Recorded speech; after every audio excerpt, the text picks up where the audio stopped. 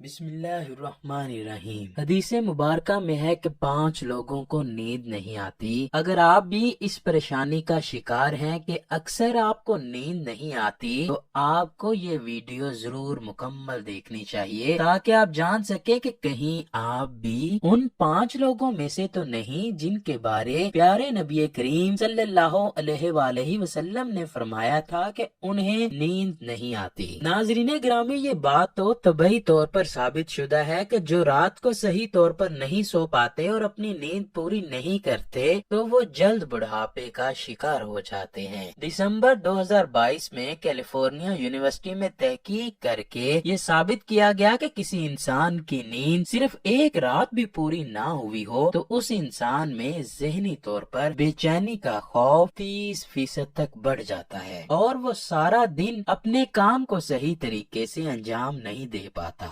طبی جریدے general nature human behaviour میں شائع کی گئی تحقیق میں محققین نے یہ لکھا ہے کہ جو لوگ گہری نیند سوتے ہیں تو ان لوگوں پر ذہنی دباؤ کم ہوتا ہے جس وجہ سے وہ اپنے کام بخوبی اچھے طریقے سے انجام دے پاتے ہیں۔ گہری نیند انسان کی بے چینی کو کم کرنے میں مدد کرتی ہے۔ تحقیق کی گئی ہے کہ جو انسان کم سوتے ہیں وہ زیادہ بیماریوں میں مبتلا بھی ہوتے ہیں اور وہ ذہنی تناؤ کا شکار رہتے ہیں، جبکہ زیادہ سونے والے انسان صحت مند ہوتے ہیں اور وہ اپنے کاموں کو بخوبی انجام دے پاتے ہیں۔ آئیے احادیث مبارکہ سے جانتے ہیں کہ وہ 5 لوگ کون ہیں جنہیں نیند نہیں آتی۔ سب سے پہلا وہ شخص جس کے پاس مال و دولت بے شمار ہو اور وہ مزید مال بنانے کی ہوس کا شکار ہو جائے۔ دولت کماتے کماتے وہ ایسا ہو جائے کہ اس کو کسی پر اعتبار ہی نہ رہے۔ کائنات میں اللہ پاک نے بے شمار دولت مندوں کو پیدا کیا، وہ اپنی دولت کی وجہ سے دنیا میں نامی گرامی بھی رہے۔ آخر کار اس دولت کی فراوانی کی وجہ سے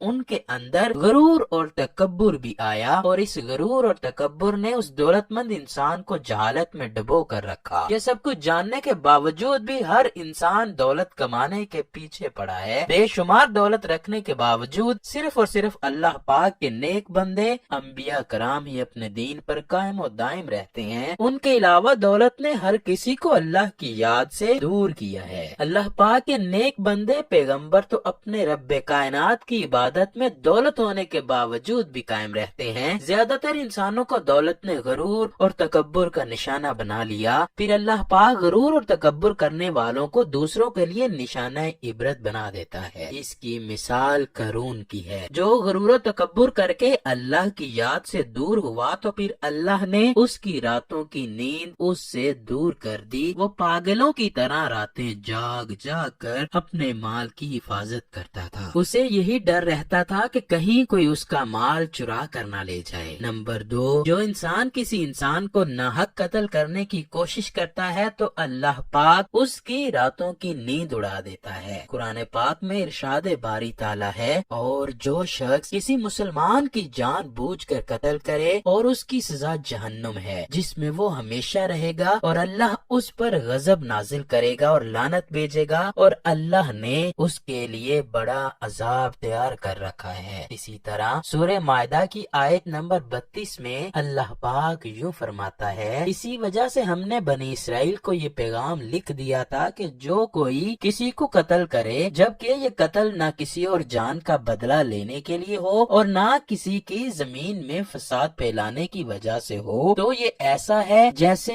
اس نے تمام انسانوں کو قتل کر دیا، اور جو شخص کسی کی جان بچائے تو یہ ایسا ہے جیسا اس نے تمام انسانوں کی جان بچا لی۔ اس سے مراد یہ ہے کہ جب کوئی انسان کسی انسان کا بلا وجہ قتل کرتا ہے تو وہ ایک انسان کا قتل نہیں ہوتا بلکہ وہ پوری انسانیت کو قتل کرنے کا سوچ رہا ہوتا ہے۔ جب کوئی کسی کا بلا وجہ قتل کر کے سرعام پھرتا ہے اور اس طرح اس کو کسی کا ڈر خوف نہیں رہتا، اس طرح اس کا ڈر ختم ہو جاتا ہے، وہ جب چاہے گا کسی اور کو قتل کرنے میں دریغ نہیں کرے گا۔ جب ایک قاتل کسی کو بلا وجہ قتل کرتا ہے تو سمجھنا چاہیے کہ یہ قاتل کل کو کسی اور کے ساتھ بھی ایسا کر سکتا ہے۔ معاشرے میں چاہیے کہ مشترکہ مل کر اس قاتل کا مقابلہ کریں تاکہ وہ اس کے بعد کسی کو بلا وجہ قتل کرنے کی ہمت نہ کرے۔ نمبر 3، وہ انسان جو بے حد جھوٹا اور الزام تراش تلاش ہو۔ ایسا انسان ہر وقت اپنے مفاد کی خاطر دوسروں سے جھوٹ بولتا ہے اور دوسروں پر الزام لگاتا رہتا ہے۔ ایسے انسان کے لیے اللہ کے نبی صلی اللہ علیہ وآلہ وسلم نے فرمایا، جھوٹے گواہ کے پاؤں ابھی پیچھے نہیں ہٹیں گے کہ اللہ پاک اس کو دوزخ میں ڈال دے گا۔ جس انسان نے کسی کو ذلیل خوار کرنے کے لیے اس پر جھوٹے الزام لگائے ہوں تو اللہ تعالیٰ اس بندے کو جہنم میں پھینک دے گا۔ اس انسان کو اس کے کیے پر سخت سے سخت سزا دی جائے گی۔ جو انسان کسی مومن پر ایسا الزام لگاتا ہے جس کے بارے میں الزام لگانے والے کو بھی علم نہ ہو تو اللہ پاک ایسے الزام لگانے والے کو دوزخیوں کا اس وقت تک ملازم رکھے گا جب تک وہ الزام لگانے والا اپنے الزام کی سزا پوری نہ کر لے گا۔ نمبر 4، ایسا انسان جس کے پاس کسی کو دینے کے لیے کچھ نہ ہو اور اس کی ذمہ داریاں بہت زیادہ ہوں۔ بھوک ایک ایسی بیماری ہے جو بڑے بڑے انسانوں، چرند پرند جانوروں کو بے بس کر کے رکھ دیتی ہے۔ یہی وجہ ہے کہ غربت نے انسانوں کو بے بس کر کے رکھا ہوا ہے۔ مسلمان ہونے کے ناطے ہم کو چاہیے کہ اپنے آس پاس غریب انسانوں کا خیال رکھیں، ان کو زیادہ سے زیادہ مدد کریں۔ دوسروں کے کام آنے اور غریبوں کی مدد کرنے والوں کو اللہ بے حد پسند کرتا ہے۔ نبی کریم صلی اللہ علیہ وآلہ وسلم کا فرمان مبارک ہے، تم میں سے بہتر وہ ہے جو ہمیشہ دوسروں کے کام آتا ہے، بھوکے کو کھانا کھلاتا ہے، غریبوں کی مدد کرنے میں پہل کرتا ہے۔ امیروں اور دولت رکھنے والوں کو چاہیے کہ اپنے ارد گرد غریبوں کا خاص خیال رکھیں، یہ عمل اللہ کے ہاں بہت پسندیدہ ہے۔ نمبر 5، ایسا انسان جو کسی کی محبت میں گرفتار ہو اور اس کو کھونے سے ڈرتا ہو۔ انسان کبھی بھی اس شخص کی جدائی کو برداشت نہیں کر سکتا جس کو وہ بے حد پسند کرتا ہو۔ یہی وجہ ہے کہ جب کسی کا محبوب جدا ہوتا ہے کچھ لوگ تو اس جدائی کو آہستہ آہستہ برداشت کرنے کے عادی ہو جاتے ہیں، لیکن زیادہ تر لوگ اپنے محبوب کی جدائی کو برداشت نہیں کر پاتے، اس کی وجہ سے وہ ہر وقت اپنے محبوب کی یاد میں رہتے ہیں اور وہ بہت کم ہی سو پاتے ہیں۔ اللہ پاک سے دعا ہے کہ وہ ہمیں صحت مند اور لمبی زندگی عطا فرمائے۔